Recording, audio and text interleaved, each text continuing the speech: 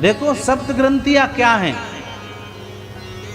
सप्त ग्रंथियां हमारे अंदर भी हैं, सप्त ग्रंथियां हमारे बाहर भी हैं। सप्त ग्रंथियां कौन कौन सी हैं?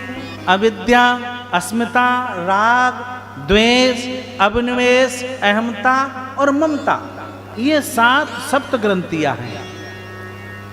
सबसे पहली ग्रंथि आई अविद्या, बोले यानी अज्ञान, कथा से अज्ञान दूर हुआ। अस्मिता, जो हम बात बात पर संदेह करते हैं, मूढ़ों जैसे हो जाते हैं, मूर्ख हो जाते हैं, वो हट जाता है भगवान की कथा से।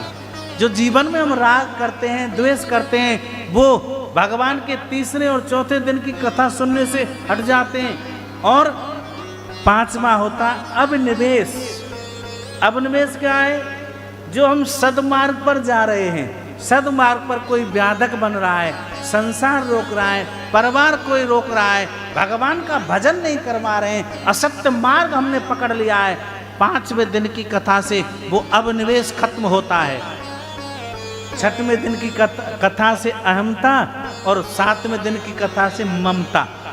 जो संसार में ममता है ना, कितनी ममता है, मेरा पुत्र, मेरा पोता, मेरी पोती, मेरी बहू, मेरे माता, मेरे पिता, मेरा पति, मेरी पत्नी, है?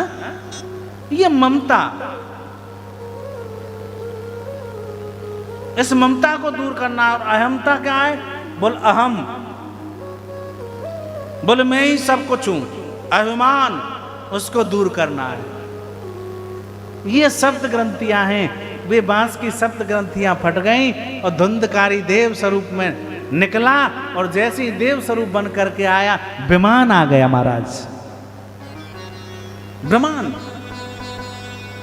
अब विमान आया धुंधकारी के लिए, और जैसे ही बैठने को तत्पर हुआ, उधर गोकर्ण जी महाराज ने कहा सुनो भैया सुनो, अरे एक विमान क्यों, यहाँ तो हजारों लोगों ने कथा सुनी है, भाई धुंधकारी के लिए विमान क्यों आया? विमान आना था तो सबके लिए आना था, धुंधकारी के लिए विमान क्यों? बोले देखो किसी ने कथा नहीं सुनी, केवल धुंधकारी ने कथा सुनी है मन लगा करके, तो धुंधकारी के लिए विमान आ गया कि अत्रैव बहव संति श्रोतारो मम निर्मला आनी तानी विमानानी ना तेसाम युग पत्कुता। विमान उसके लिए आता है जो भगवत चर्चा सुनता है। इधर उधर बोले, यहाँ भगवान के पार्षदों ने 3 प्रकार के श्रोता बताए, श्रोता, सरोता और सोता।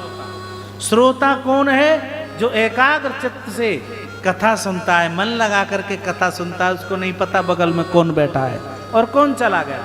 और श्रोता सुपारी काटने वाला, और श्रोता तो सबसे प्यारे होते ही हैं। वो जब ऐसी जगह देखेंगे जो कमर लग जाए और 3 घंटे आराम करेंगे। श्रोता, सरोता और सोता। लेकिन सरोता और सोता को भगवान नहीं मिलते। सरोता और सोता के लिए विमान नहीं आता, विमान केवल श्रोता के लिए आता है।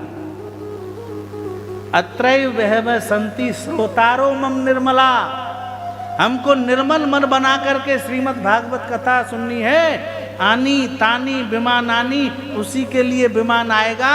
ना तेसाम युग पत्कुतः, उसको यही नहीं पता मेरी बगल में कौन बैठा है। एकाग्र चित्त होकर के कथा सुन रहे हैं, एकाग्र चित्त, उसके लिए विमान आएगा, सबके लिए विमान नहीं।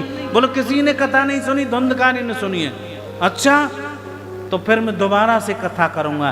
तो यहाँ गोकर्ण जी महाराज ने दोबारा से कथा की, फिर सबके लिए विमान आया,